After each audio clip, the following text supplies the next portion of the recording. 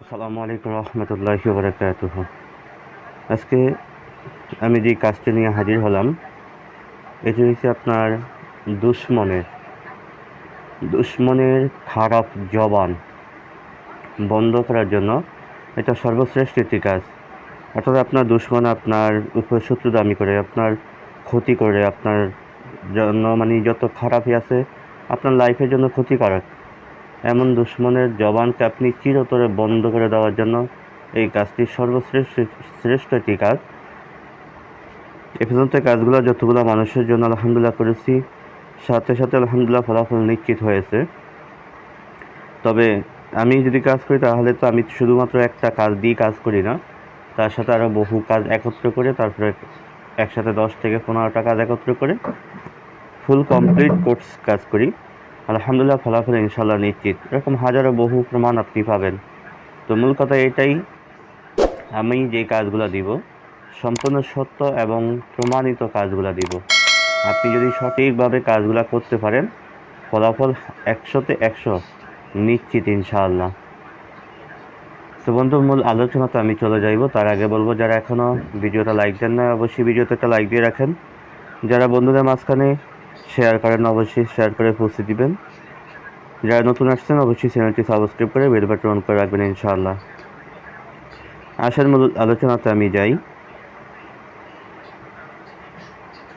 যাদের শত্রু অত্যাচারে জর্জরিত, যাদের লাইফটা সব এলোমেলো হয়ে গেছে শত্রুর অত্যাচারে, আপনার জন্য আমি এই কাজটি নিয়ে হাজির হলাম।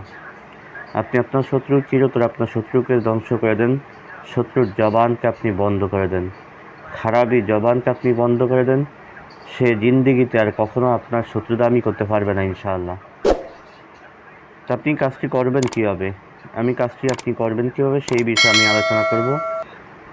আপনি এই কাজটি করার জন্য আপনাকে সর্বপ্রথম মেশকো জাফরান কুমকুম গোলাপ জল অরিজিনাল যে কালিটি পাওয়া যায়, অরিজিনাল এই কালিটি আপনাকে সংগ্রহ করতে হবে। অরিজিনাল এই কালিটি আপনি সংগ্রহ করে আপনি রবিবার দিন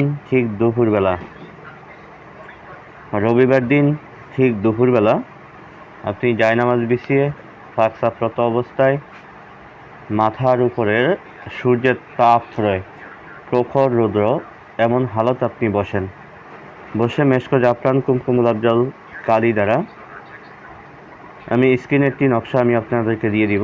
ওই নকশাটা সাদা কাগজে আপনি একটা নকশা লিখে নেন। আমি খুবই সংক্ষিপ্তভাবে বলবো, কারণ কাজের প্রচুর চাপ, তার কাজের ফাঁকে এখন ভিডিও করতে বাধ্য হয়েছি। সাদা কাগজে আপনি একটা নকশা লিখবেন, আর ভোজ পাতায় আপনি একটা নকশা লিখবেন। যখন এই দুইটা নকশা আপনার লেখা শেষ হয়ে যাবে তখন আপনি দুটো নকশাকে সামনে রেখে প্রথমে 21 বার দুরুদ ইব্রাহিম পাঠ করেন। অন্য কোনো দুরুদ পড়লে হবে না, দুরুদ ইব্রাহিম পাঠ করেন। তারপর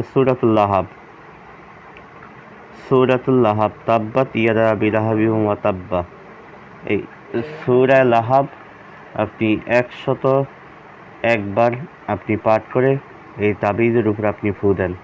এই আমলটি করার আগে 501 টাকা সদকা করে দেন।